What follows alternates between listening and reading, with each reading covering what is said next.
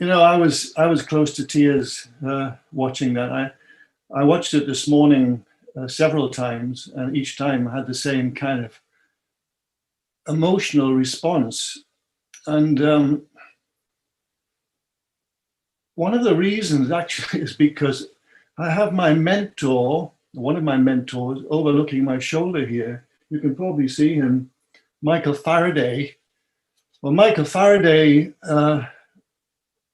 he was a brilliant scientist, English scientist, and he experimented with very similar kind of devices that we're using now. But you know, he didn't have electronic oscillators. He vibrated a table to create vibration, and he vibrated egg white and other liquids and created patterns hundreds of years ago. So, and as you see, he's looking over my shoulder, and I think he would have been amazed to have seen that beautiful imagery of Anders and Kachina's wonderful music made visible. So just a few words before we show you some still moments from that video, just to explain what you've just been watching. So the outside imagery, the blue imagery, was actually Kachina's beautiful keyboards made visible. So James, my youngest son, as I mentioned, he sampled the keyboard, the beautiful keyboard sounds, and then imaged those separately. And that's what you're looking at in this blue imagery here, that's always surrounding Anders' voice in the center. So this cymoglyph is Kachina's keyboard chord made visible in the instrument's cuvette. This is the little fused quartz cuvette that holds the water, basically. And notice that in the center, we have a hexagon. Now, hexagons from a geometric point of view contain phi, the golden ratio, which is actually prevalent throughout all of life. And remember also that in water, this, because of course this was captured in water, that water has a molecular six-fold structure. I'd also like you to notice that the image is not 2D, it's multi-dimensional.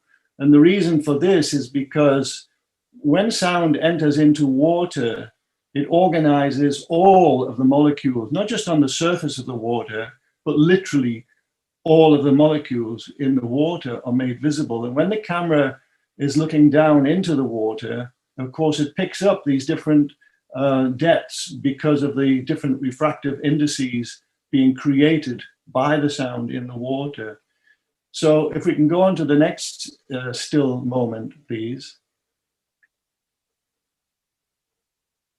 The next slide. Yeah.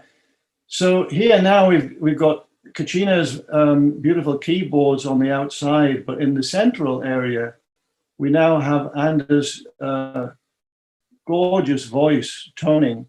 And you can see that this particular moment reveals a beautiful pentagonal structure in the central area. And the pentagon is actually nature's most powerful and ubiquitous manifestation of the golden ratio, which, as I just mentioned, is prevalent throughout all of life, even into the DNA structure itself. This ratio is prevalent. So to see it made visible in water, you know, from Anders' beautiful voice is really very moving, very emotional for me to see that. So if we can go on to the next slide, please. So this exquisite moment reveals a lotus blossom motifs around the periphery there that you can see from Kachina's chord, and which is very reminiscent, actually, of course, of ancient Egypt. Those of you who study Egypt, you'll know that the lotus is used a lot in the imagery. But also, we see in the cymoglyph here, this is the central image created by Anders' voice, a 12-fold image.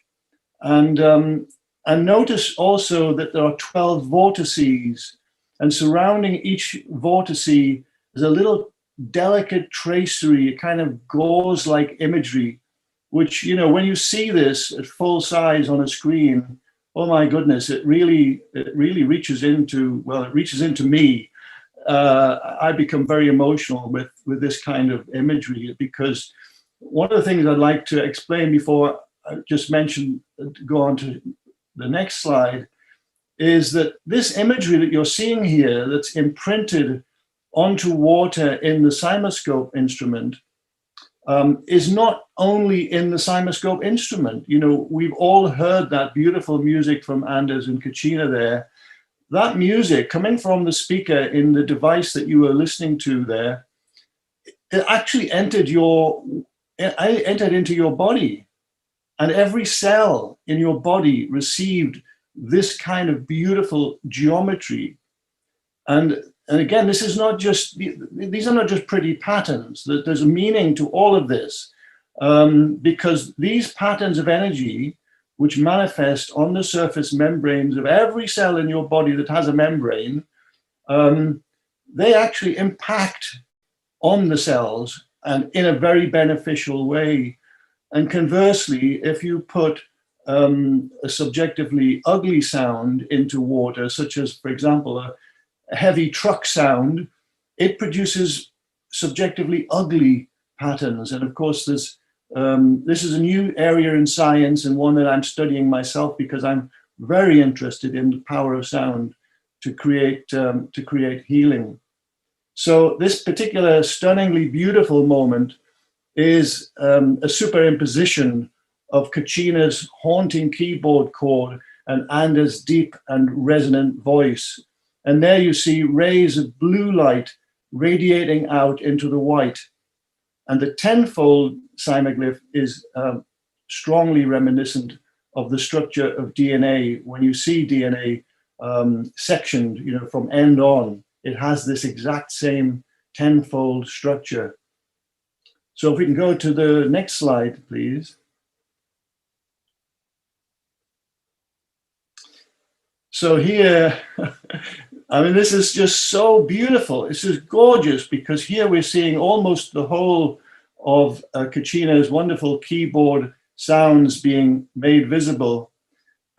This delicate tracery that I mentioned earlier, and the multi-layering, is layer upon layer, frequency upon frequency that you're seeing there. It's just absolutely gorgeous to behold. And then, of course, Anders' voice in the center, you can see it creating a 10-petal flower as it fades to almost a whisper. And then if we go to the last slide,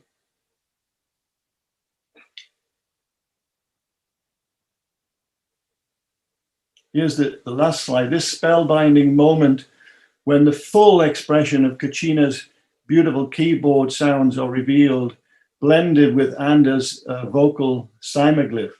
And it's a perfect 12-fold sound petal there that you see in the center, emerging out of the epicenter of the cymoglyph, which is actually a kind of black hole, because literally in the cuvette of the cymoscope, this is the little device that holds the water, the acoustic energy always enters from the very epicenter of the cuvette and then travels out to the boundary, which is circular, of course. And so it is kind of like energy emerging from a black hole. That's the way I think of it anyway.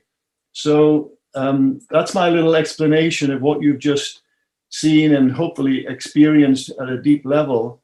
It certainly has a deep emotional effect on me, and I hope it has on you too. And I'll leave you with that now and go back to the team. Thank you. Thank you, John. Wow. I am completely speechless.